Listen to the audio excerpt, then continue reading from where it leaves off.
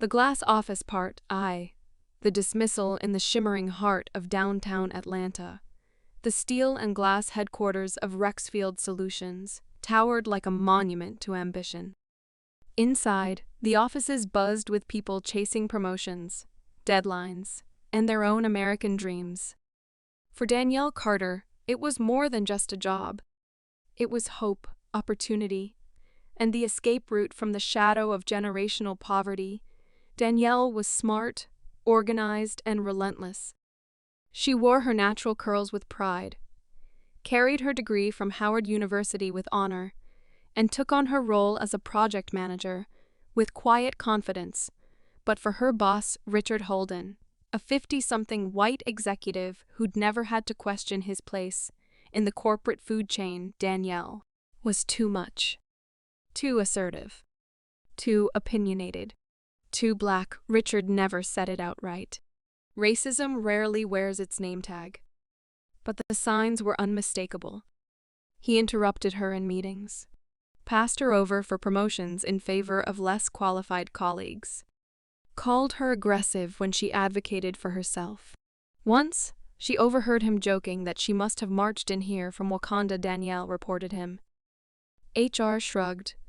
Then came the restructuring. Richard used the opportunity to do what he'd wanted all along.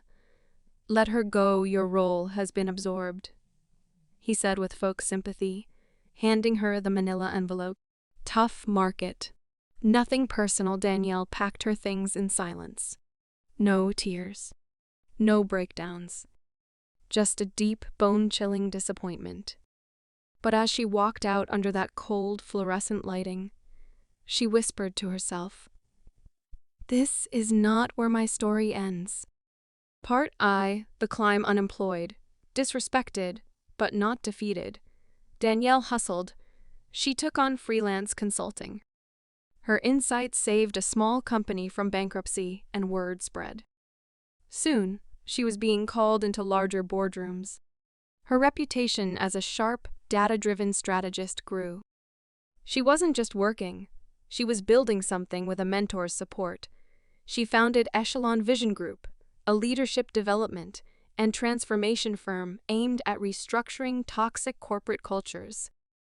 The business exploded as companies sought to diversify and modernize their executive teams. 5 years passed. Danielle was now Dr. Danielle Carter, Ph.D. in organizational psychology. She gave TED Talks. She sat on diversity boards. She walked through airports and saw her face on magazine covers. The pain of that small, gray cubicle at Rexfield faded until destiny called it back. Part II, the return. Rexfield Solutions was in trouble. A string of scandals, diversity lawsuits, and tanking morale brought them to the brink. In desperation, the board voted to hire an external consultant to overhaul leadership and rebuild the company's image. They signed a contract with Echelon Vision Group the day Danielle returned to Rexfield. The air buzzed with tension. Her name had preceded her. Employees whispered in the elevators.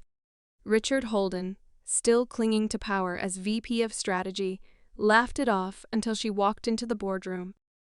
Tailored navy blue suit, calm smile. Unapologetically black, Richard went pale. Danielle greeted each executive with a firm handshake. When she reached Richard, she said, "Mr. Holden." "It's been a while," he stammered. I didn't realize." "I know," she replied smoothly. "You never do." Part IV, the reckoning over the next 6 months. Danielle ran Rexfield like a boot camp for accountability. She reviewed policies, ran anonymous employee surveys, and demanded transparency under her guidance.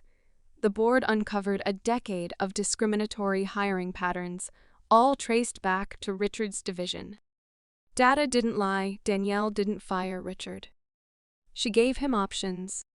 "Retire early or take mandatory leadership retraining under my team." He chose retraining. Thinking it would be easy, he was wrong. The sessions were intense.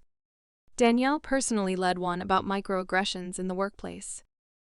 She played a recording of a conversation between a black employee and a dismissive supervisor. Richard paled when he heard his own voice clipped, patronizing, and unmistakable. The room was silent. You don't remember, do you? Danielle asked softly. That's the thing about people like you. Your harm is routine, forgettable. For the rest of us, it stays. He didn't speak. He couldn't part V. The shift months turned into a year. Rexfield changed. Slowly, then rapidly. More women of color in leadership. A transparency task force. Salary audits. For the first time, the employees weren't just surviving. They were thriving. And Richard? He stayed. Not out of arrogance, but penance. He apologized, publicly and privately. He began mentoring black interns, not out of guilt, but gratitude. Danielle didn't need revenge. She had something better: reversal, not by force. By elevation epilogue, the office with a view on a crisp spring morning, Danielle stood by the panoramic window of her office overlooking the Atlanta skyline. A new intern walked in, nervous and wide-eyed. He wanted to see me. Dr. Carter, she smiled. Yes. Let's talk about where you want to be in 5 years. As they spoke, Richard passed by the open door, paused, and offered a respectful nod. He nodded back. She didn't have to freeze him out. He was already frozen by the weight of his own awakening.